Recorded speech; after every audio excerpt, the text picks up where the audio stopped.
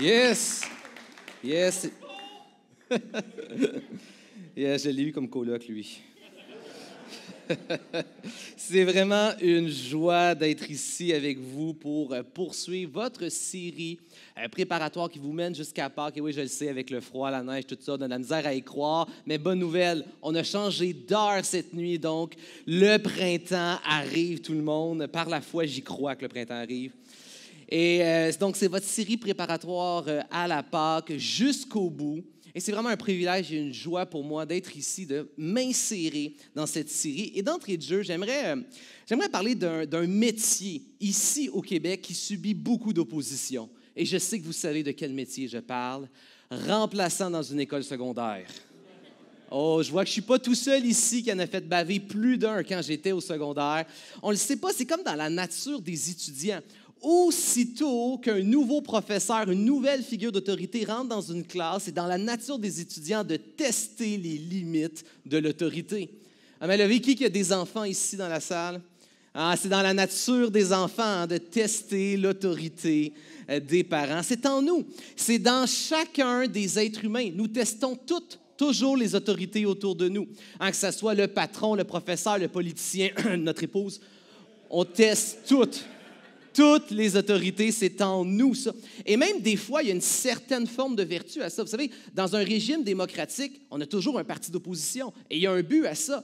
Parce que le but de l'opposition, c'est de remettre en doute les décisions du gouvernement en place. Si les décisions ne sont pas bonnes, eh bien, l'opposition va révéler les faiblesses des décisions. Et si les décisions sont solides, eh bien, l'opposition, ce qu'elle aura révélé, c'est la solidité du gouvernement en place. C'est pourquoi l'opposition peut révéler la solidité d'une autorité.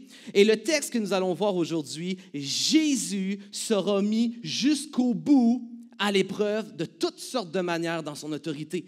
Et au bout de cette mise à l'épreuve de son autorité, il va se révéler être celui qui est le plus digne d'être en autorité sur tous les aspects de notre vie.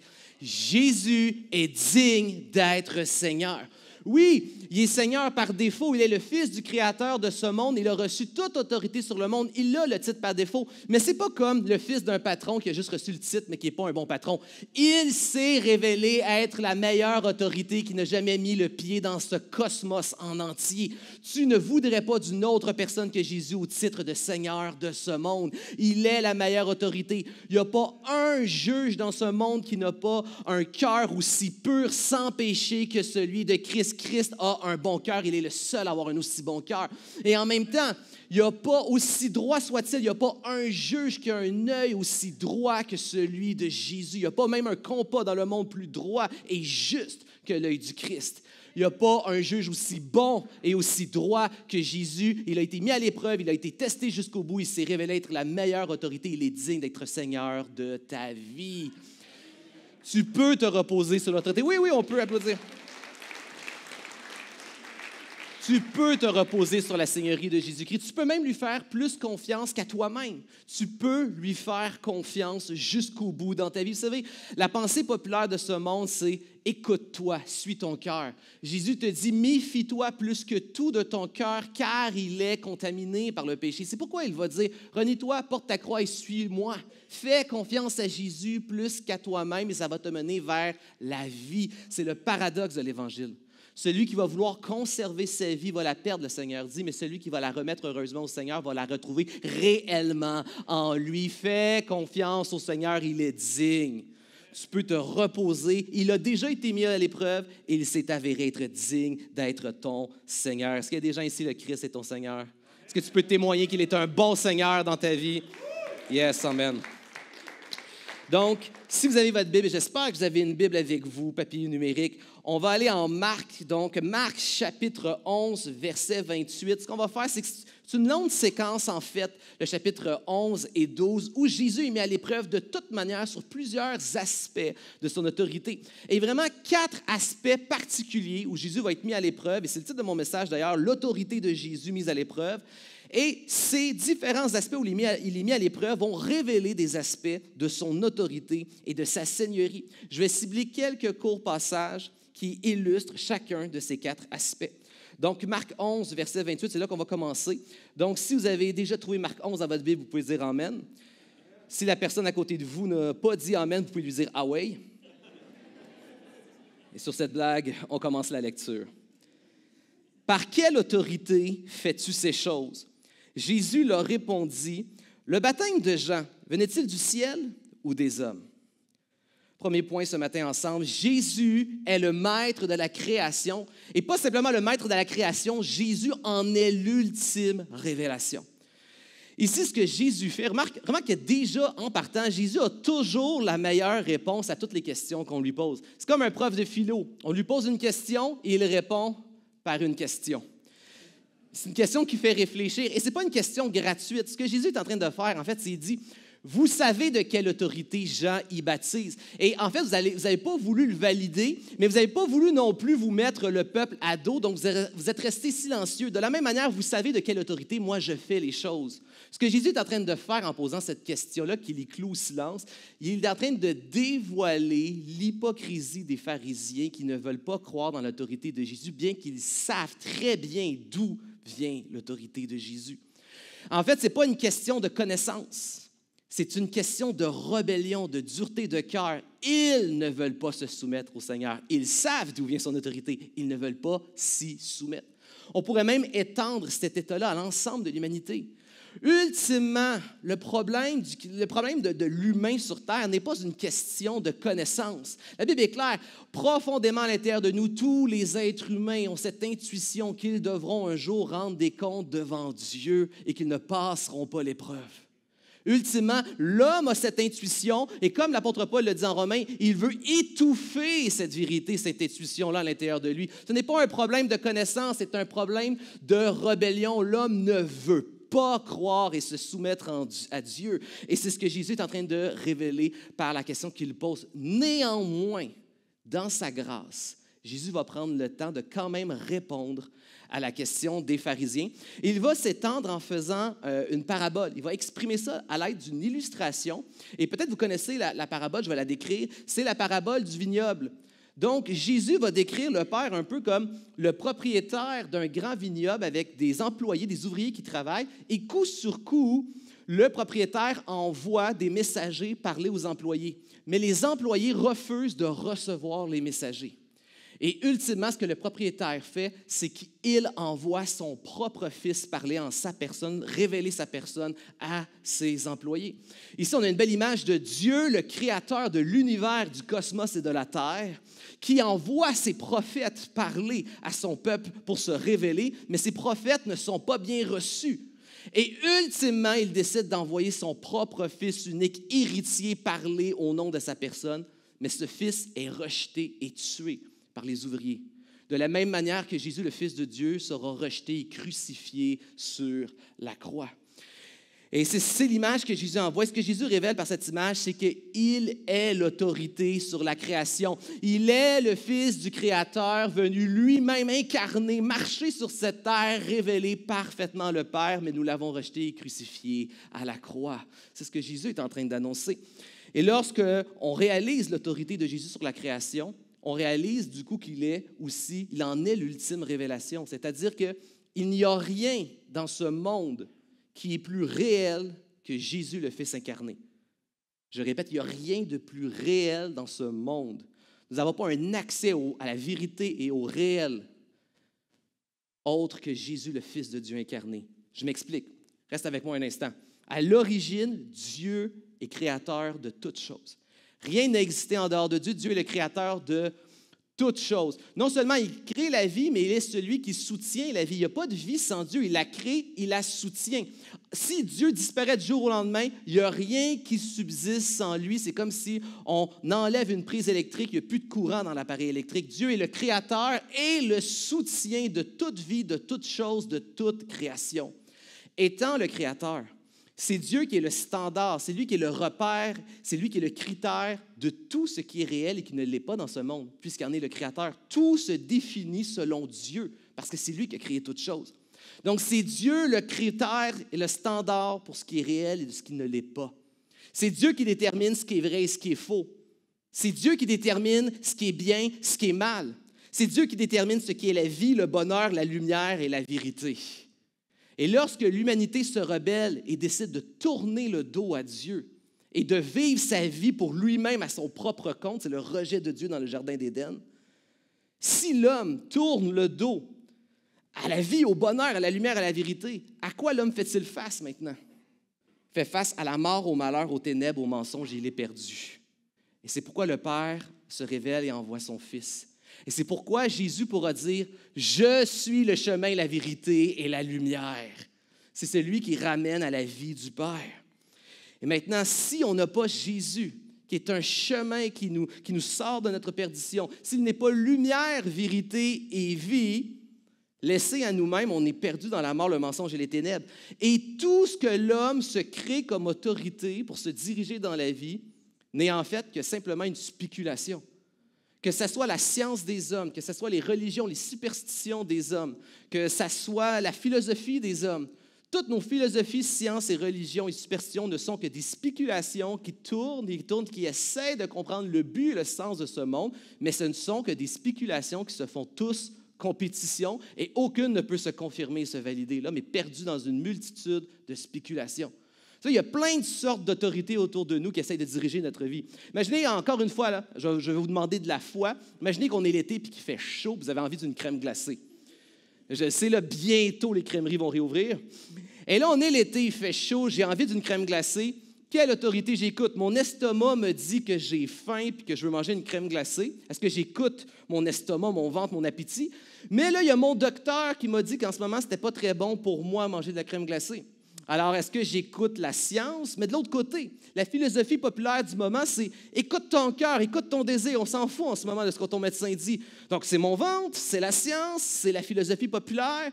Mais en même temps, moi, ma religion me dit de ne pas manger des produits laitiers. Alors, c'est qui j'écoute? Le docteur, mon ventre, la philosophie, la religion? Écoute ta femme, c'est elle qui va te dire quoi faire. Toutes sortes de spéculations qui se font compétition, qui on écoute. Et il y a des autorités qui sont très, très, très bonnes dans le cadre de ce qu'ils font, mais ça reste quelque chose de fermé. Prenons la science qui a tellement d'impact dans la société et la culture dans laquelle on vit. Mais pourtant, la science, aussi bonne soit-elle pour observer le monde autour et être capable de le décrire finement, ça reste quelque chose qui ne peut pas se valider, qui ne peut pas surpositionner autre chose. Et c'est l'édit de la science. La science observe la nature et ce qui est un phénomène naturel. Donc, observe que la nature et ce qui est un phénomène naturel. Ou ce qui est de la matière et qui est un phénomène de la matière. Donc, la science ne peut rien dire, rien valider sur tout ce qui est au-delà de la nature, de la création et de la matière. La science peut dire comment fonctionnent les choses avec une finesse, une observation très pointilleuse. Mais la science ne peut rien dire sur ce qu'il y avait avant, sur ce qu'il y avait après, ne peut rien dire sur le sens et le but des choses. Elle peut observer la nature, mais ne peut absolument rien valider sur ce qui est au-delà de la nature et de la matière. Il en est de même pour toute autre chose. Toutes nos spéculations tournent en rond et ne peuvent pas se confirmer eux-mêmes. Quelqu'un pourrait bien me dire, moi, je ne crois pas en Dieu parce que ma raison, ma logique et ma philosophie me disent que ça ne fait pas de sens de croire en Dieu. Oui, mais c'est ton propre raisonnement qui confirme ton propre raisonnement. Depuis le début de la philosophie, on parle de ça comme étant le cul-de-sac philosophique. Aucun individu n'a même un recul sur lui-même pour valider s'il a bien compris les choses. Tu ne peux pas te valider toi-même. Nous sommes enfermés dans notre tête qui est, elle, enfermée dans une création naturelle et matérielle. Tout ce que nous croyons, science, philosophie, religion, ne sont que des spéculations qui se font compétition, aucune d'entre elles ne peut se confirmer. C'est pourquoi nous sommes perdus si Dieu ne nous envoie pas, lui, une révélation à nous. Dieu se distingue en envoyant ses prophètes, ultimement son Fils. Il se distingue de toutes ces spéculations parce que ce n'est pas une spéculation qui essaie de comprendre le but, c'est une révélation de lui à nous. Nous ne pouvions pas aller à lui, alors lui, il est venu à nous, il a révélé et confirmé le Père. C'est la bonne nouvelle de l'Évangile. Vous savez, Yuri Gagarin, le premier homme russe à être allé dans l'espace, lorsqu'il est monté, il est revenu sur Terre, il a dit une déclaration choc pour ébranler l'Occident. Il a dit « Je suis monté en haut et je n'y ai pas vu Dieu ». Et C.S. Lewis, grand défenseur à l'époque de la foi chrétienne, avait écrit dans le journal d'Oxford le lendemain en disant « Tu ne trouveras pas Dieu dans l'espace, du même que tu ne trouveras pas Dieu au fond de l'océan. Tu ne trouveras pas Dieu en cherchant dans la jungle, ni sous un microscope. Parce que la relation que nous entretenons avec Dieu n'est pas celle d'un locataire du premier étage avec son propriétaire qui vivrait au deuxième étage. La relation qu'on entretient avec Dieu est celle d'une créature avec son Créateur, au même titre que les personnages d'une pièce de théâtre avec l'auteur de cette pièce. Les personnages de la pièce de Roméo et Juliette ne pourraient rien connaître de Shakespeare, autre que ce que Shakespeare voudrait bien par révélation que ces personnages connaissent de lui. Nous connaissons Dieu parce qu'il est le Créateur et il s'est lui-même révélé en personne dans sa propre création, rendant sa révélation une autorité qui se distingue de toutes les spéculations qui nous entourent. Ta foi chrétienne n'est pas une simple spéculation au milieu des autres. Ta foi chrétienne n'est pas simplement une espérance perdue dans une mer de toute autre forme d'espérance. C'est une assurance que le Fils de Dieu est venu dans ce monde. Il a marché sur cette terre. Il a laissé une empreinte indélébile dans l'histoire humaine. Il y a un avant et un après Jésus-Christ. Il a changé la donne. Il est venu accomplir sur cette terre ce que personne ici ne pouvait accomplir pour nous à notre place. Il est mort à la croix. Il est ressuscité, il a été authentifié. Christ a confirmé la révélation et la parole de Dieu. Christ a confirmé le Père. Christ s'est présenté sur la scène de l'histoire humaine et il a tout changé. Christ n'est pas simplement une petite espérance de plus, c'est l'assurance que maintenant nous connaissons Dieu. Il a validé et confirmé. Et c'est pourquoi ta vie chrétienne, tes espérances, ta prière, ce n'est pas simplement une bouteille qui est lancée à la mer ou une pensée positive dans un grand univers qui est froid, distant et impersonnel. C'est une assurance qu'il y a quelque chose qui a changé, qui a été validé, confirmé dans l'histoire humaine, qui a marqué l'histoire humaine. Christ a confirmé et validé la parole. Christ a démontré par sa vie, sa mort et sa résurrection et l'authentification de sa résurrection par ses apôtres, Jésus a démontré qu'il était réellement celui qu'il disait être, le Fils de Dieu qui a accompli les prophètes, qui révèle le Père et qui réconcilie avec le Père. Jésus a démontré qu'il était à la hauteur de ses attentes et que nous pouvons maintenant pleinement lui faire confiance. Sachant qu'il est le Seigneur de la création et qu'il en est l'ultime révélation, ça devrait nous remplir de confiance et d'assurance comme jamais dans notre propre foi et ça devrait nous remplir de confiance dans notre mission, dans notre témoignage et dans notre évangélisation autour de nous. C'est John Piper, le grand pasteur, qui a dit un jour, « Le christianisme n'est pas vrai parce qu'il marche pour toi, ou peut-être moins vrai parce qu'il marche moins pour toi. Le christianisme est simplement vrai parce qu'il y a 2000 ans, le Fils de Dieu a marché sur terre, il a vécu une vie parfaite à ta place, il est mort à la croix, il est ressuscité. Ça, c'est un fait historique qui change la donne pour toujours de l'espèce humaine et c'est à nous de nous positionner devant cet événement le plus déterminant de l'histoire du cosmos en entier. Christ est Seigneur de la création. Est-ce que tu le crois ce matin? Poursuivons la lecture en Marc chapitre 12, verset 14, il est dit « Est-il permis ou non de payer le tribut à César? » Il leur dit « Rendez à César ce qui est à César et à Dieu ce qui est à Dieu. » Deuxième point ce matin, Jésus est maître des gouvernements. Autrement dit, Jésus est le maître de toutes les formes d'autorité dans le monde humain. On l'oublie souvent parce qu'on voit tellement de choses horribles dans la manière que des autorités partout dans le monde sont mal utilisées. Et des fois, on oublie que c'est Dieu qui a institué au départ les autorités sur terre. C'est Dieu le créateur du gouvernement et de l'État. Et Dieu non seulement les a créés, mais a demandé à son peuple de collaborer pour une cause beaucoup plus grande que simplement diriger les hommes sur terre. C'est la mission de se créer un peuple. Vous savez, la création du concept de l'État et du gouvernement, on trouve ça très tôt dans l'histoire biblique. Genèse 9. Genèse 9, Dieu va faire le don de l'État, de l'administration et du gouvernement humain à la création. En fait, ce qui se passe, c'est que Dieu crée cette institution-là, l'institution de l'État, afin de soutenir une promesse, celle qu'il fait à Noé lorsque Noé sort de l'arche. En fait, ce que Dieu explique, et là je paraphrase tout ce qu'on retrouve au chapitre 9 de la Genèse, ce qui se passe, c'est qu'il y a eu le déluge, la création, ainsi que presque l'ensemble de la société humaine, sauf la famille de Noé, s'est complètement effondrée à cause de la contamination extrême du péché. Et voici, Dieu fait une promesse. Dieu fait une promesse de la même manière que si on laisse simplement aller la contamination et la corrosion du péché, la nature finit par s'effondrer. Le péché est mort. Le péché déconnecte et détruit la vie, l'ordre et la structure que Dieu a créée. Si le péché est simplement laissé à lui-même, l'ensemble de la création de Dieu s'effondre. Et Dieu va faire une promesse après le déluge. Il va dire jusqu'à temps que son œuvre de salut, de restauration de l'humanité soit pleinement accomplie, il promet de maintenir une certaine forme de stabilité naturelle jusqu'au plein accomplissement de l'Évangile en Jésus-Christ et ensuite du rapatriement de l'ensemble de son peuple dans l'ère de la mission de l'Église. Tant que Christ n'a pas accompli sa mission et que la mission n'est pas terminée, que l'Église n'est pas complète, Dieu a promis à Noé de maintenir une certaine structure de la nature pour ne pas qu'elle s'effondre. Et c'est pour ça que lorsqu'on se ramasse à Apocalypse, on se ramasse à la fin des temps, Dieu retire ce cadre qui limite le mal sur la nature, parce que maintenant que le peuple de Dieu est entier et complet, le monde s'effondre pour laisser place à un nouveau monde pour le peuple de Dieu. On revient à l'image justement de l'arche de Noé, où Dieu a préservé son peuple dans un arche. Le monde s'est effondré, il donne un nouveau monde à son peuple. Christ est l'ultime arche qui préserve sa famille en lui au jour où ce monde sera remplacé par un nouveau qui n'aura plus la présence et la corruption du péché. Donc Dieu promet une stabilité naturelle. Mais pour aller avec cette stabilité-là naturelle, Dieu fait une alliance, l'alliance de Noé, pour offrir une stabilité au niveau de la société humaine. De la même manière que si le péché n'est pas limité dans la nature s'effondre. Ce que Dieu dit, c'est que si le péché n'est pas limité au niveau des sociétés humaines, les sociétés humaines aussi s'effondrent, s'entretuent, c'est la guerre et l'anarchie.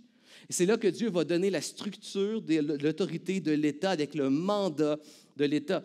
Un peu plus loin, en Genèse 15, Dieu va donner l'institution de son peuple, celui du rassemblement des croyants que nous appelons l'Église.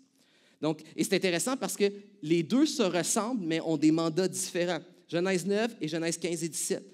Le mandat du gouvernement est symbolisé par le symbole de l'épée.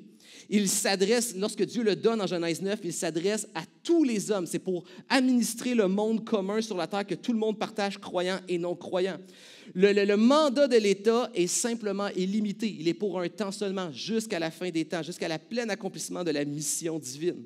Le pouvoir de l'État, il est coercitif. L'État, il est là pour forcer l'obéissance. Et le mandat de l'État est de punir le mal, faire des lois et encadrer les lois. Mais en Genèse 15 et 17, Dieu crée une autre institution, celui de son peuple, avec l'appel d'Abraham. Il est symbolisé par le pouvoir des clés, les clés du royaume de Dieu. Il s'adresse uniquement au peuple de Dieu. Son pouvoir n'est pas coercitif, mais le pouvoir de l'Église du peuple de Dieu, il est déclaratif. Déclarer la vérité de la parole de Dieu, c'est les gens qui s'y soumettent volontairement ou non. Le pouvoir, il est déclaratif et le mandat, il est celui de prêcher la bonne nouvelle de Christ, baptiser, communier, enseigner et discipliner ensemble l'Église. Le mandat de l'Église et le mandat de l'État, deux institutions différentes, mais qui doivent collaborer ensemble pour amener cette structure que Dieu a voulu dans le monde pour le plein accomplissement de sa mission et rassembler son peuple jusqu'à temps que nous atteignions la fin des temps. Et il y a un mandat à ça. Et Jésus lui-même ne demande jamais rien à son peuple qu'il n'a pas lui-même en premier d'abord subi parfaitement et complètement. Jésus est celui qui, dans sa marche sur terre, et on le voit lorsqu'il a dit « Rendez à César ce qui est à César et à Dieu ce qui est à Dieu », Jésus est celui qui a été soumis parfaitement jusqu'au bout aux deux autorités terrestres, spirituelles et civiles. Jésus est celui qui, même malgré la fraude et le manque d'intégrité du Sanhédrin, qui était à l'époque religieuse de Christ, Jésus s'est soumis avec respect et honneur jusqu'au bout, jusqu'à la mort, jusqu'à la croix sous le Sanhédrin. Il est resté respectueux jusqu'à la mort et s'est soumis au Sanhédrin et au verdict sur sa vie. De la même manière, Jésus s'est soumis à Ponce Pilate, le représentant de l'autorité de César de l'époque civile. Et encore une fois, Jésus est resté respectueux et il s'est soumis jusqu'à l'exécution. Jésus a été parfaitement soumis jusqu'au bout et sa soumission a pu apporter le salut de l'ensemble de l'humanité, faisant de Christ le Seigneur de toutes les autorités maintenant sur la terre. C'est pourquoi Christ demande aux croyants d'être obéissants, d'honorer, de bénir et de respecter les autorités. Et Paul va en parler d'ailleurs en Romains, d'obéir les autorités. Mais ce n'est pas à ces autorités-là que tu obéis lorsque tu es une bénédiction pour les autorités humaines, lorsque tu pries pour les autorités humaines, lorsque tu obéis, c'est à Christ que tu es une bénédiction et que tu obéis.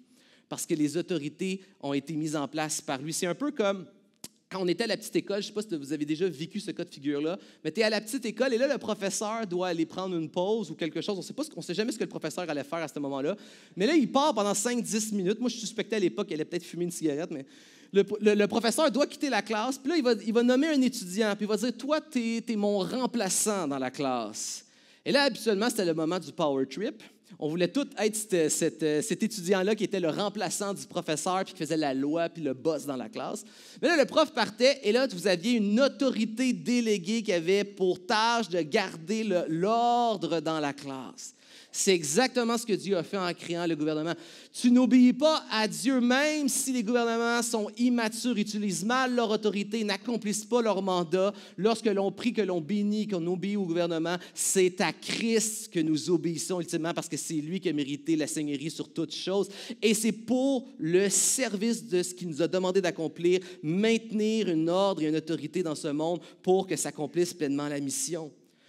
Si cet étudiant-là que le professeur avait relevé, cet étudiant-là était un mauvais autorité, un mauvais leader, il dirigeait mal la classe, la meilleure façon de lui rendre, ce ne serait pas de prôner l'anarchie, le désordre dans la classe. Ce serait de rester respectueux, d'avoir rien à se reprocher, mais aussitôt que le professeur revient, cet étudiant qui a mal utilisé son autorité se ferait reprendre. Et ceux qui seraient restés respectueux et bénissants seraient maintenant purs et sans tache devant l'autorité.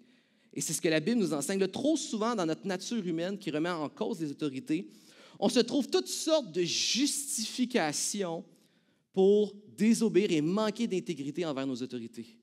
On estime que nos autorités ne méritent pas notre obéissance, ne méritent pas qu'on les bénisse. On estime des fois, ces décisions-là, que ce soit nos professeurs, que ce soit nos gouvernements, que ce soit nos employeurs, toute forme d'autorité sur nos vies, on estime que je ne trouve pas que ça fait du sens, les décisions qu'ils ont prises. Ça ne me semble pas logique, ce qui a été décidé. De toute façon, nos autorités manquent d'intégrité, sont peut-être même spirituellement affectées, même voire idolâtres et démoniaques. Ils ne méritent pas mon obéissance. Et on se trouve des justifications pour se soustraire à une bonne obéissance aux autorités. Mais ce n'est pas ce que la parole nous dit. Je vous rappelle que lorsque Jésus nous a demandé l'obéissance aux autorités, c'est ces mêmes autorités-là qui l'ont crucifié à la croix. Je vous rappelle que lorsque Paul demande de bénir les autorités, de se soumettre aux autorités, il parle des empereurs romains qui cherchaient les chrétiens pour les jeter en pâture à des animaux dans les arènes. On parle aussi de dictateurs idolâtres. Donc, Jésus n'est pas en train de dire on obéit aux autorités si sont morales, intègres, spirituelles et démocratiques. Il dit vous obéissez aux autorités, point. Le seul cas de figure dans toute la parole où la parole nous dit mieux vaut obéir à Dieu et non aux hommes, c'est si une autorité te demande de pécher. Si une autorité te demande de faire quelque chose que tu sais être un péché qui déplaît à Dieu, c'est le seul cas de figure où la Bible dit mieux vaut plaire à Dieu plutôt qu'aux hommes. Dans tous les autres cas de figure, nous bénissons et honorons les autorités parce qu'elles appartiennent à Christ. Mais ton obéissance n'est pas simplement une obéissance gratuite. Nous voyons que c'est une obéissance qui sert une mission et un but beaucoup plus grand que nous, qui est relié à la mission du Seigneur. Une mission qui est importante. Dieu nous appelle à être obéissants et confiants. Obéissants parce que nous savons que Dieu est l'autorité. Ce n'est pas à cette autorité-là que j'obéis, c'est à Dieu que j'obéis lorsque je bénis cette autorité-là. C'est à Dieu que j'obéis. Et confiant parce que je sais que toute autorité un jour rendra des comptes devant Dieu. Il y a des gens, des fois tu te dis, oui, mais tu ne sais pas ce que mes parents m'ont fait subir. Tu ne sais pas ce que mon employeur est. Oui, mais les gouvernements, tu ne sais pas comment il y a toutes sortes de complots en arrière. La réalité, c'est qu'ils vont tous rendre des comptes. Tous. Il n'y a pas aucune injustice que tu as subie que Dieu n'a pas vue, pris en note, calculée et qu'il n'oubliera pas. Dieu voit tout, sait tout, calcule tout. Et à un certain moment donné, chercher à résister à une autorité revient à un problème d'incrédulité. Parce que la Bible est claire, la justice parfaite et la vengeance parfaite n'appartiennent qu'à Dieu. Et elle sera parfaitement exécutée. Il est le seul parfait juste juge dans ce monde. Donc, à chaque fois qu'on lutte ou qu'on veut se soustraire à une obéissance, quelque part, on se fait justice en faisant cela. À un certain endroit, lorsqu'on se justifie de ne pas être une bénédiction pour nos autorités, c'est que nous sommes en train d'appliquer nous-mêmes la justice qui revient à Dieu. Ce que Dieu est en train de dire, c'est que chaque autorité de ce monde va comparaître un jour devant Dieu en tant qu'autorité. Mais chaque personne dans ce monde qui était en position d'obéissance et de bénédiction va aussi comparaître devant Dieu. Est-ce que tu as été une bonne autorité? Est-ce que tu as été une bénédiction pour tes autorités? Tout le monde nous rendront des comptes sur ces deux aspects. C'est pourquoi nous sommes appelés à obéir avec joie, parce que c'est au Seigneur que nous obéissons, à le faire avec confiance que Dieu sera notre ultime justice et vengeance contre l'injustice, et le faire aussi en tant que bonne autorité. Parce que tout le monde, on se retrouve un jour dans une situation où nous sommes dans une situation de soumission et d'obéissance, mais pratiquement tout le monde, un jour dans notre vie, à un moment donné, on va se retrouver aussi dans une position d'autorité. Soyons des bonnes autorités qui savons que nous allons rendre des comptes à Dieu un jour. Peut-être ici, il y a des propriétaires d'immeubles à logement, des employeurs de commerce. Peut-être il y a des juges, des législateurs, des policiers ici présentement. Comment appliques-tu l'autorité que Dieu te délègue en ce moment? Est-ce que tu le fais avec justice? Est-ce que tu le fais avec droiture, sachant que tu vas rendre des comptes sous le regard de Dieu? Quand il y a des gens qui soumettent pour tes logements, est-ce que tu regardes au nom de famille avant de prendre une décision? Ou quand on donne un CV? Comment traites-tu l'autorité que Dieu t'a donnée? La Bible nous dit que Dieu déteste la partialité. Soyons impartials, soyons justes, soyons droits, soyons chrétiens sous le regard de Dieu dans l'exercice aussi de l'autorité que Dieu nous délègue. Amen. Et soyons des citoyens modèles. Jésus a été la parfaite illustration du citoyen modèle sous deux autorités qui étaient mauvaises, bien que déléguées par Dieu. Et son obéissance a eu le plus grand impact positif sur l'ensemble de l'univers et nous en vivons encore aujourd'hui les bénéfices. Juste vouloir être un chrétien fidèle là où Dieu t'a mis, à juste vouloir être fidèle dans la société là où Dieu t'a mis, tu ne peux pas, mon ami, mesurer l'impact incroyable positif que tu as, que Dieu se sert. Trop souvent, on pense que le seul impact chrétien qu'on a dans la société, c'est l'endroit où je suis, où je fais mes études, ou l'endroit où je travaille, ou l'endroit où mon foyer dans le voisinage je suis. Le seul impact que je peux avoir, c'est peut-être témoigner de ma foi à un certain moment donné, peut-être inviter à l'église, partager Jésus. Des fois, on a l'impression, et ça c'est très bien, ça s'appelle la mission, mais des fois, trop souvent, on pense que l'impact qu'on a se limite simplement au moment où on témoigne et on invite à l'église. Trop de chrétiens ne mesurent pas et ne réalisent pas que juste vouloir être un chrétien fidèle là où Dieu t'a mis, ça a un impact incroyable que tu ne mesures même pas. Dieu fait une totale différence dans le monde juste parce que tu essaies d'être un chrétien fidèle. Et pas parfait, juste un chrétien qui veut être fidèle et suivre Jésus, tu as un impact, mon ami, incroyable. Si juste ça, tu pouvais comprendre ça dans ce message, je plaide pour que des gens comprennent et saisissent. Juste être un chrétien fidèle, tu fais une différence dans ce monde. Juste d'être un jeune homme ou une jeune femme chrétien, tu fais tes études universitaires, tu travailles dans un emploi étudiant, juste d'être chrétien là où tu es, tu as un impact que tu ne peux pas imaginer. Tu as un impact incroyable, juste parce que tu es un jeune homme chrétien qui va être sérieux avec le Seigneur. Pas parfait, juste vouloir être sérieux. Tu ne réalises pas le nombre de statistiques dans ton environnement de filles qui se sentent mal à l'aise et insécures, qui viennent de baisser, qui se sentent peut-être harcelées, voire même violées, même le nombre d'avortements qui viennent de statistiques qui viennent de baisser dans l'environnement. Vous savez, les chrétiens, on est mal à l'aise des fois de brag ou de show-off l'éthique ou la morale chrétienne, parce que le chrétien est celui qui est profondément convaincu qu'il a besoin de la grâce de Dieu, qui est convaincu qu'il est pécheur et qu'il a besoin de Jésus. Mais le fait est que juste du fait que tu es chrétien, il y a quand même une éthique et une déontologie dans ta vie, un sens du devoir, sachant que tu vis ta vie réellement sous le regard de Dieu et que Christ est ton Seigneur qui dirige ta vie. De ce fait, il y a un réel impact éthique, moral autour de la vie du chrétien qui se quantifie réellement, mon ami. Tu as un impact. Vous savez, le docteur Brian Greene de l'Université de Georgetown, en 2016, a voulu faire une étude pour quantifier l'impact des chrétiens et des églises uniquement aux États-Unis.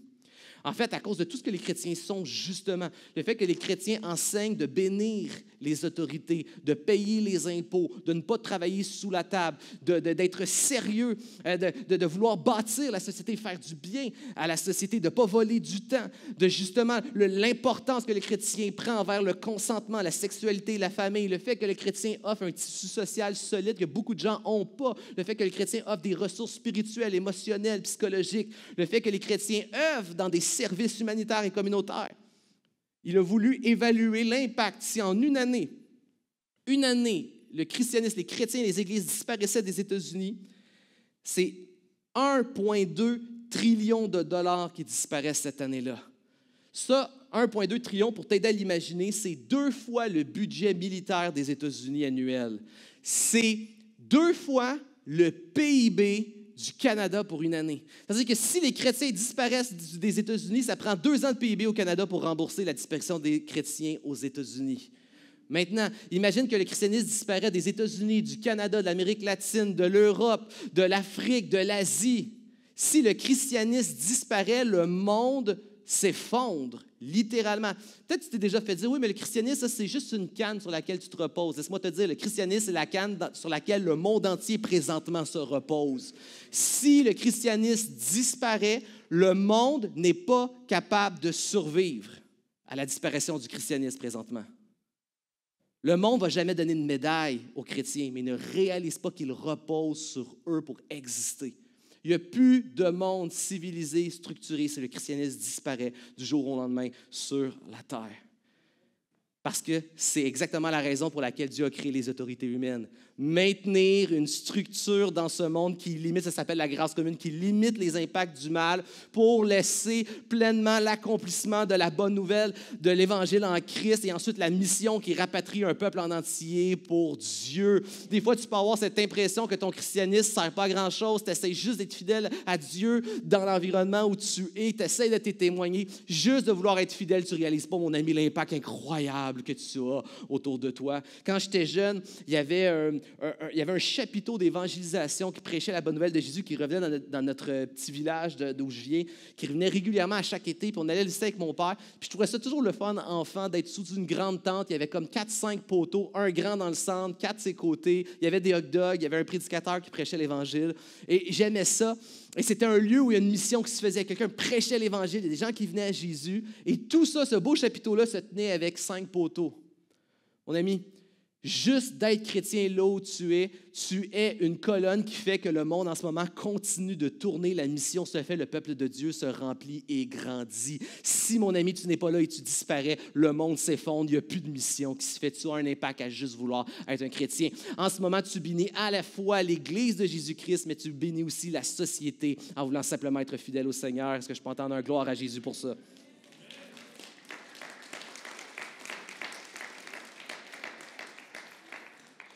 On poursuit la lecture, Marc 12, verset 23. Ici, là, on essaie de coincer Jésus. Là, ce qu'on se dit, c'est que on a la question là, qui va coincer Jésus. Là, on lui dit une histoire absurde. Là. Une femme, elle a marié un homme, mais là, l'homme, il est mort, elle s'est remariée, puis elle a fait ça pendant 7 fois. Qu'est-ce qui va se passer au jour de la résurrection? Donc, à la résurrection, duquel d'entre eux sera-t-elle la femme? Car les 7 l'ont eu pour femme. Jésus leur répondit, n'êtes-vous pas dans l'erreur, parce que vous ne comprenez ni les Écritures, ni la puissance de Dieu. Car à la résurrection des morts, les hommes ne prendront point de femme ni les femmes de Marie, mais ils seront comme les anges dans le ciel. 3e point ce matin, Jésus est le maître des familles. Jésus est le maître des familles. Ici, Jésus apporte notre regard sur une autre institution qu'il a créée. 3 institutions en Genèse qui sont créées. La première, c'est la famille. La famille est la première institution que Dieu a établie, la plus vieille. C'est pourquoi on dit souvent ça, les pasteurs, dans les mariages. La première est la plus vieille de toutes les institutions, car la famille est le cœur de l'Église, le fondement de l'Église et de la société. La famille, une famille chrétienne, c'est une institution divine qui est mitoyenne, à la fois fait partie de l'Église et du peuple de Dieu, mais à la fois vit dans le monde commun, la société, et apporte un bien dans la société. C'est pourquoi une Église en santé, c'est des familles en santé. Quand les familles sont en santé, l'Église, elle est bénie, elle est en santé. Et si tu es une famille chrétienne qui œuvre et qui travaille à ta santé, eh bien, tu as un impact, comme on l'a vu au dernier point, positif de santé sur la société autour de toi. Tu fais du bien à ton voisinage juste d'exister. Tu sais, encore une fois, les gouvernements, la culture dans laquelle on vit ne va jamais venir donner une médaille à une famille qui essaie juste d'être une bonne famille sincère dans son milieu et pourtant ne réalise pas. Juste être une famille sérieuse qui aime Dieu, qui sert Dieu, tu fais un bien incroyable à ton Église et à la société maintenant, présentement. Ça a un impact. Les familles sont importantes. Et ici, Jésus, apporte notre attention sur le fait que la famille, c'est un projet, c'est probablement l'un des projets les plus grands et importants pour Jésus dans son ministère, mais c'est un projet qui est temporaire. Le but du mariage, prendre pour mari, prendre pour épouse, le but du mariage sert un but qui est celui de faire des familles, de remplir le royaume des cieux en ayant des enfants qui sont enseignés à s'attacher de plein cœur à la bonne nouvelle de Jésus-Christ. Le projet du mariage, de la famille, de l'enfantement a un but temporaire parce qu'au jour de la résurrection, on ne fait plus d'enfants, on ne se marie plus. Le lien au jour de la résurrection qui nous unit est comme celui des anges, c'est-à-dire une seule grande famille stable qui ne se multiplie plus. Une seule grande famille. C'est-à-dire que le seul lien qui va nous unir pour l'éternité, la famille de Dieu, c'est une parfaite famille de frères et de sœurs sanctifiés pour la gloire de Dieu. Et je sais qu'il y en a ici que peut-être que tu as des bons souvenirs. Quand tu penses à frères et sœurs, tu as des bons souvenirs de ton passé qui remontent. Et parfait, utilise ces souvenirs-là pour imaginer un peu, essayer d'entrepercevoir à quoi ça pourrait ressembler une éternité. On est une parfaite famille unifiée, parfaite, sanctifiée pour la gloire de Dieu. Mais à l'opposé, je sais qu'il y a des gens ici, tu n'entretiens pas un bon souvenir ancien de c'est quoi une famille. Tu n'as pas vécu une famille unie. Peut-être qu'il y a des gens ici, tu n'as même pas vécu c'est quoi tout court une famille. Et je veux t'aider à essayer d'imaginer à quel point ça peut être merveilleux lors de la résurrection, une famille unie en Christ. Imagine en ce moment dans ta vie la plus belle et la meilleure de toutes les relations que tu as. Une relation qui est comme familiale, une relation qui est pas affective, qui est pas sexuelle, mais vraiment une relation, la personne qui est la plus proche de toi, qui te fait le plus du bien, en qui tu as le plus de sécurité, de confiance que tu aimes être. Si tu es capable d'imaginer cette relation-là, tu es encore très loin de savoir à quel point ce sera une famille, relation parfaite pour l'éternité. Parce que Christ nous aura rassemblés, unis, sanctifiés, nous vivrons dans la gloire heureuse et joyeuse, parfaite du Père pour toujours en une famille unie. Ça, c'est le projet final. En attendant d'atteindre ce projet-là, le projet que Dieu a pour nous présentement, c'est justement de grandir, de se marier, de quitter notre père, notre mère, former une seule chair et former une famille où on se multiplie et remplit la terre de l'image glorieuse de Dieu. C'est le projet que Dieu a créé dans le jardin d'Éden avec Adam et Ève. C'est pourquoi l'homme et la femme quitteront leur père et leur mère, formeront une seule chair. Et Dieu leur demande, multipliez-vous et remplissez la terre de mon image. Faites des enfants, remplissez le ciel d'enfants pour que nous soyons une grande famille pour la gloire de Dieu. C'est ça le projet du mariage à l'origine. Et ce projet-là, même lorsque l'homme a rejeté Dieu, même après la chute, ce beau projet-là est répété dans la Bible. Deutéronome 6, bien après la chute, Dieu le répète encore. Le mandat de son peuple, mariez-vous heureusement et joyeusement dans le Seigneur, faites des enfants pour la gloire de Dieu et enseignez-les, pas forcez-les à suivre le Seigneur, enseignez-les à ce que leur cœur s'attache au Seigneur. Enseignez-leur à quel point le Seigneur, il est beau, il est bon, il est désirable, le Seigneur. Enseignez vos enfants à aimer le Seigneur. Quand on réalise c'est quoi la mission du mariage, que Jésus est le Seigneur des familles, ça devrait nous amener en tant qu'Église et en tant que chrétiens individuellement à valoriser plus que jamais l'importance de la famille pour l'Église. On devrait être des gens qui sont passionnés à entourer les familles, à nous investir dans les familles, à intercéder pour les familles, à aider les familles, à nous impliquer dans les jeunes familles autour de nous. Si vous êtes un couple plus âgé, de mentorer peut-être des plus jeunes. Si tu es plus jeune, de prendre au sérieux, de devenir un chrétien mature, de te faire accompagner par ton Église pour choisir un bon futur partenaire pour ta vie, à vouloir entrer dans ce projet-là, accompagné de ton Église qui te supporte et qui t'entoure. Puis je réalise aussi qu'il y a toutes sortes de formes de famille aujourd'hui. Avec les limites d'un message, je me concentre sur la famille classique, mais il y a des parents monoparentales, je sais bien.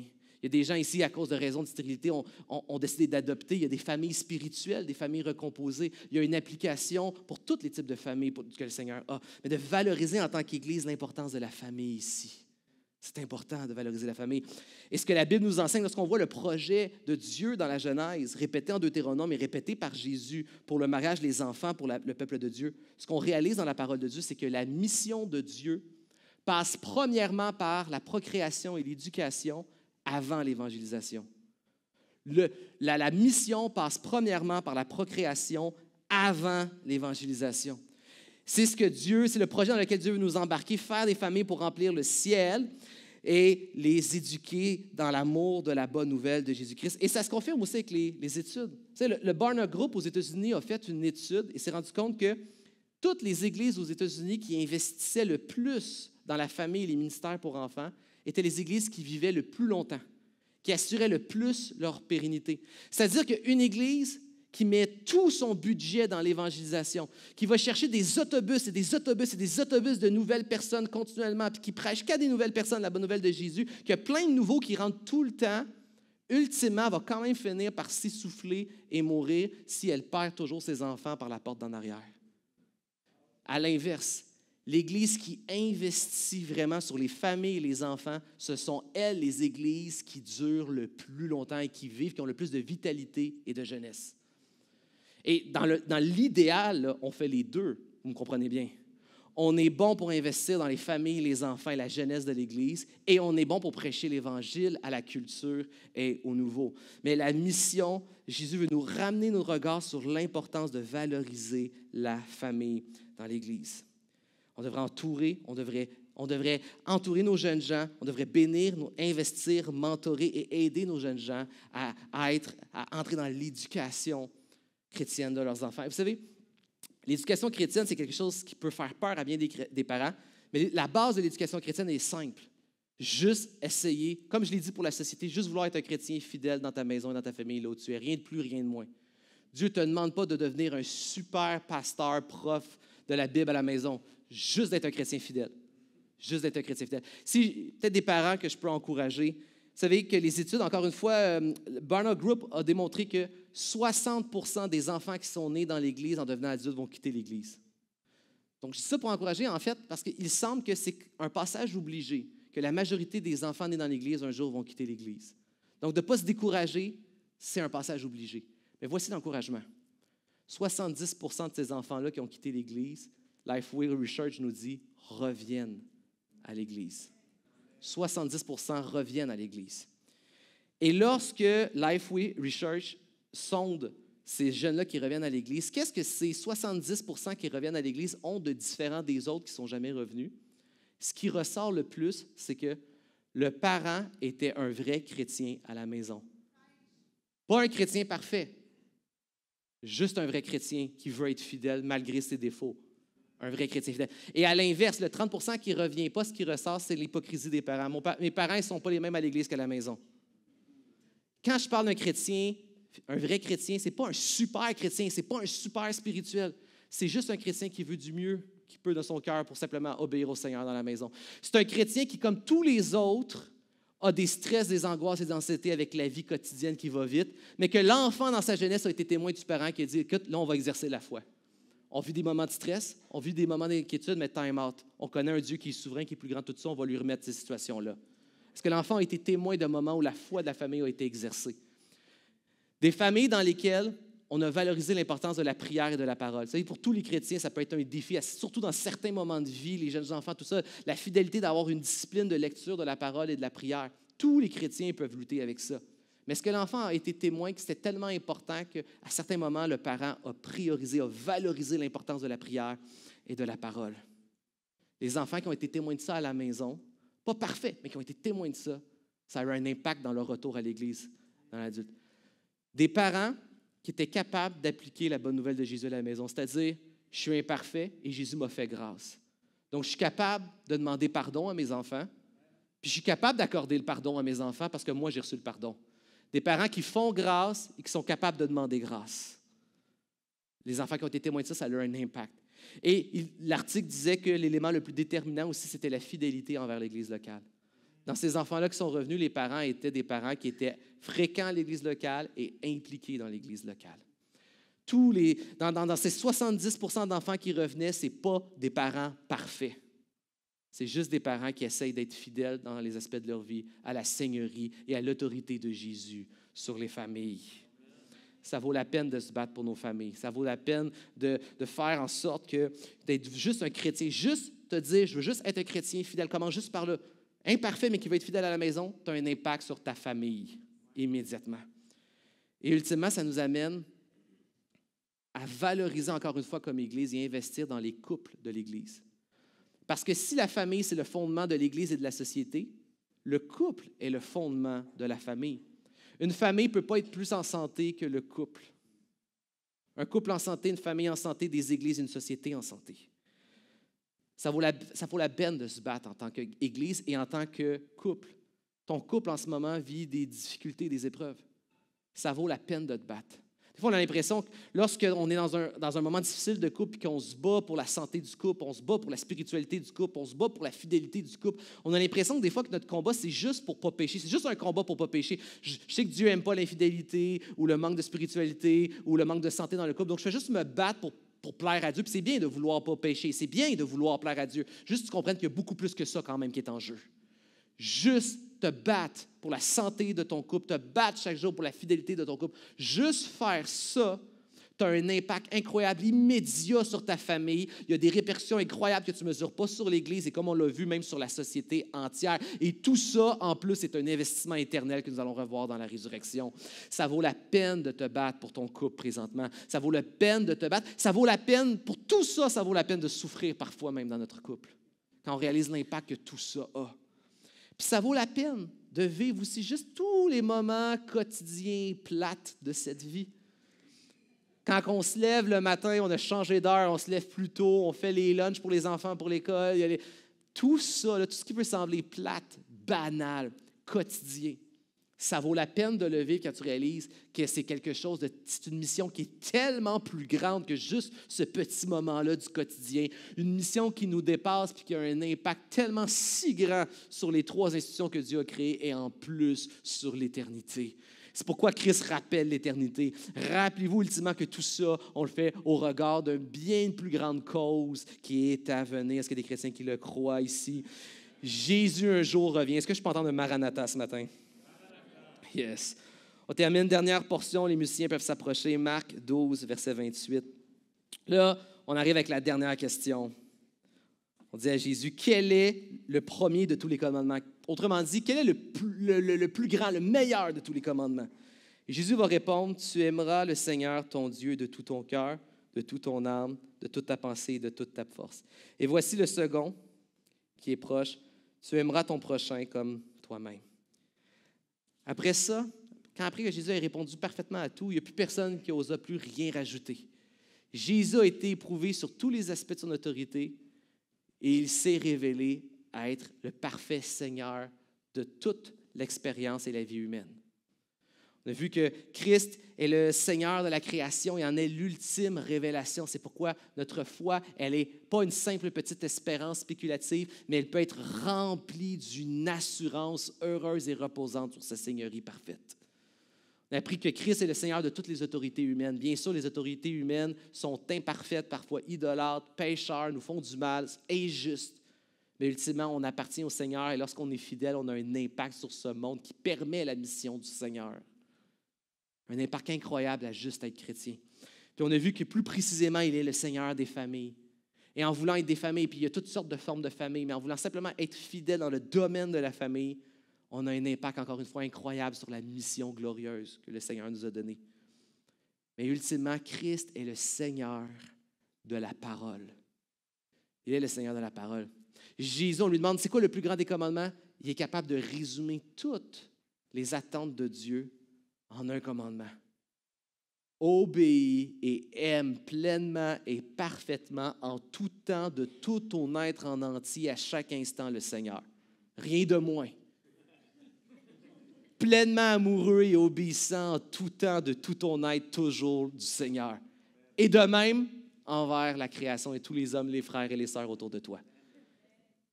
Ils viennent de décrire la loi, les 4 premiers commandements. Tu sais, on décrit souvent les tablettes de Moïse avec 2 tablettes, celle qui concerne notre relation verticale avec Dieu, jusqu'au 4e commandement, l'autorité des parents, qui représente toutes les formes d'autorité ultimement, et la 2e tablette qui sont notre rapport aux autres, la convoitise, voler, tuer, mensonge. Donc, une relation parfaite verticale avec le Père et une relation parfaite horizontale avec tout le monde, rien de moins. Je comprends que plus personne n'a voulu parler à ce moment-là. Qui peut accomplir ça? Le pharisien lui répond qu'il croit tout ça. Puis Jésus va lui dire, tu es proche du royaume de Dieu. Pourquoi il est proche? Est-ce qu'il était proche d'avoir été capable d'aimer parfaitement Dieu et d'aimer parfaitement tout le monde, tout le temps, de tout temps, en tout instant? Mais il était très loin. Mais il était très proche de la seule personne du monde qui a réussi à faire ça, par exemple. Il était à côté de Christ. Christ, il est le Seigneur de la parole. Il est le maître de la parole. Parce que c'est lui qui en est l'auteur. C'est Christ qui a inspiré par son esprit la parole de Dieu. La Bible nous dit qu'il est lui-même l'incarnation de la parole. Mais il est surtout celui qui vient accomplir la parole pour nous. Cet homme était très proche de la réalisation de la parole, pas parce que la réalisation était en lui, mais parce que la réalisation était en Christ devant lui. Puis personne n'osa parler parce que tout le monde réalise que personne ne peut se qualifier. Personne ne peut se qualifier devant un Dieu parfait. Christ est allé se qualifier pour toi à ta place. Christ est venu accomplir la performance qu'aucun de nous ne pouvait accomplir. Il a aimé à chaque instant de la vie, de tout son être en entier, à tout instant, parfaitement, toujours le Père et les hommes pour lesquels il a donné sa vie, qui l'ont rejeté et crucifié. Jésus, celui qui a accompli complètement, parfaitement la parole, et dans sa grâce, et c'est ça la bonne nouvelle, c'est ça la grâce, il le fait pour toi.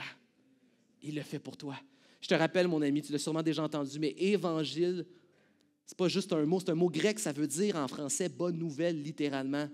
Une bonne nouvelle, là, c'est pas un bon conseil. Un bon conseil, c'est quelque chose que tu dois faire pour qu'il t'arrive quelque chose de bon. C'est voici, fais ça, puis il va t'arriver quelque chose de bien. Ça, c'est un bon conseil. L'Évangile n'est pas un bon conseil religieux. L'Évangile, c'est une bonne nouvelle. Une bonne nouvelle, ça veut dire qu'il y a déjà quelque chose de bon qui a été fait pour toi dans le passé, puis tu peux le saisir maintenant. Jésus est venu accomplir sur terre ce que je ne pouvais pas faire. Il l'a fait à ma place et je peux maintenant le saisir pleinement par la grâce. Notre problème, c'est que trop souvent, on ne mesure pas assez ce que Christ a accompli. On n'apprécie pas assez, on ne croit pas assez. Cette semaine, presque tous les soirs que je revenais de l'église, je revenais exactement à l'heure du trafic. Puis là, il y avait l'émission du retour qui jouait à la radio et j'écoutais. Et en fait, dans cette émission-là, durant cette semaine-là, ils distribuaient des prix à des familles. Donc, il y avait plusieurs familles à tous les jours qui gagnaient un voyage pour toute la famille pour Walt Disney World. Et c'était très touchant. On s'entend, c'est juste un voyage, c'est juste Walt Disney. Mais tu entendais les gens crier, tu entendais des gens pleurer, tu entendais des réactions des familles. Moi, ça me touchait d'entendre les enfants en background qui hurlaient ou pleuraient quand ils annonçaient qu'ils avaient gagné le voyage. Je trouvais ça très touchant. Puis je me disais, qu'est-ce qui se passe qu'on ne réalise pas assez concernant l'Évangile? Si ce matin, pour de vrai, je vous disais, là, vous avez tous gagné pour vos familles un voyage à Walt Disney. Je vous dis ça pour vrai, là, puis je vous le montre. Là. Littéralement, pas tout le monde, là, je le sais. Mais il y a des gens ici, tu t'évanouirais tellement tu serais heureux. Il y a des gens qui crieraient. Il y a des gens, il n'y a rien techniquement qui a changé à ta vie, mais il y a un fardeau de tes épaules qui changerait parce que tu dis, OK, il y a des vacances qui s'en viennent, je peux en donner un peu plus présentement. Puis juste du fait de savoir qu'il y a ça qui s'en vient dans ton agenda, ça changerait ton quotidien, ça changerait ta perspective. Il y aurait un soulagement, il y aurait de la joie. Il y aurait des actions concrètes, il y aurait un fruit. Il y en a, tu ferais du magasinage, tu le mettrais dans ton agenda, tu t'achèterais des bagages. Il y aurait des impacts, il y aurait des fruits. Parce que tu mesures ce que c'est, tu l'apprécies, puis tu le crois que tu l'as reçu. Quand elle appelait les gens, immédiatement, ils mesuraient ce que c'était, ils l'appréciaient, puis ils le croyaient. Ils ne pensaient pas qu'ils se faisaient avoir, que c'était pas vrai. Ils le croyaient qu'ils l'avaient, le voyage. Ils changent tout leur horaire en fonction de ça. Pourquoi on ne fait pas de même avec l'Évangile? Est-ce que tu mesures que le prix de ce que ça coûtait avoir accès à Dieu est infiniment plus grand que ce que ça coûte aller à Walt Disney pour une semaine en famille? Bien plus gros. Personne ici, on peut se le payer. Christ l'a payé pour toi. Est-ce qu'on l'apprécie, l'Évangile? L'Évangile donne accès à quelque chose de bien plus grand, meilleur et éternel qu'une semaine à Walt Disney. Puis j'aimerais ça y aller à Walt Disney, mais c'est bien plus grand le projet de Dieu pour l'éternité. Est-ce qu'on l'apprécie? Et est-ce qu'on le croit que nous le recevons simplement par foi parce que Christ l'a accompli parfaitement à la croix? Frères et sœurs, est-ce qu'on peut se lever? C'était la parole pour ce matin. Il n'y a rien de mieux qu'apprécier l'œuvre de Christ en louange et en prière, en adoration. Juste avant d'aller en louange, je t'invite à apprécier l'œuvre de Christ, à le mesurer, à l'apprécier, à y croire, à y mettre ta foi. J'aimerais juste conclure en priant pour toi. Tu peux fermer les yeux, baisser la tête. Des fois, on vient ici en amis, en famille, des fois seul. Mais ultimement, ça nous concerne, nous et Dieu. Seigneur, je te prie pour cette assemblée qui est ici ce matin. C'est ta parole, Seigneur, qui a été proclamée. C'est ton œuvre aussi qui s'accomplit. Ce n'est pas une œuvre d'homme, Seigneur. Ça ne dépend pas de celui qui prêche, ça ne dépend pas de celui qui reçoit, Seigneur. Ça dépend de l'œuvre de ton esprit. Je prie, Seigneur, Je prie que des gens qui ne te connaissaient pas viennent à toi présentement. Seigneur, qui reçoivent ce matin pleinement par la foi ce cadeau que tu leur as payé à la croix, Seigneur. Qui mettent leur foi en toi et qui reçoivent pleinement ton œuvre dans leur vie. Je prie pour d'autres, Seigneur, qui te connaissent déjà depuis longtemps, qui font partie de ta famille, Seigneur, mais qui avaient besoin, Seigneur, d'être édifiés, fortifiés pour maintenir leur persévérance, Seigneur, jusqu'au bout du projet. Que tu puisses accomplir cette œuvre dans leur vie. Je te prie, Seigneur, de venir nous remplir, non pas d'une petite espérance spéculative, mais remplis-nous d'une pleine assurance de ton œuvre pour nous, Seigneur, que tu es l'ultime révélation de ce monde, Seigneur. Je te prie aussi de nous remplir, Seigneur, d'un fruit bénissant pour la société humaine qui nous entoure, même si cette société est contaminée, déchéante, Seigneur. Produis un fruit, Seigneur, incroyable à travers nos vies, Seigneur, dans nos sociétés, là où tu nous as placés, Seigneur, au travail, voisinage, études.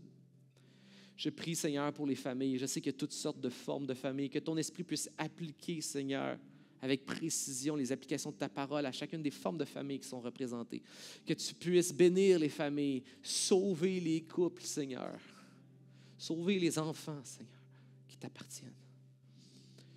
Et je te prie, Seigneur, pour ta parole, que nous puissions, à chaque fois qu'on la lit, mesurer le prix incroyable que tu as payé en l'accomplissant pour nous. Apprécier, Seigneur, le fruit que nous pouvons en retirer par la foi maintenant. Et que nous puissions le croire, y mettre notre confiance pleinement. Et en vivre les fruits et les impacts. Dans ton puissant et précieux nom, en tant qu'Église et Assemblée, nous prions. À toi, Père, pour ta gloire par l'Esprit, dans le nom de ton Fils, Jésus, nous disons tous Amen.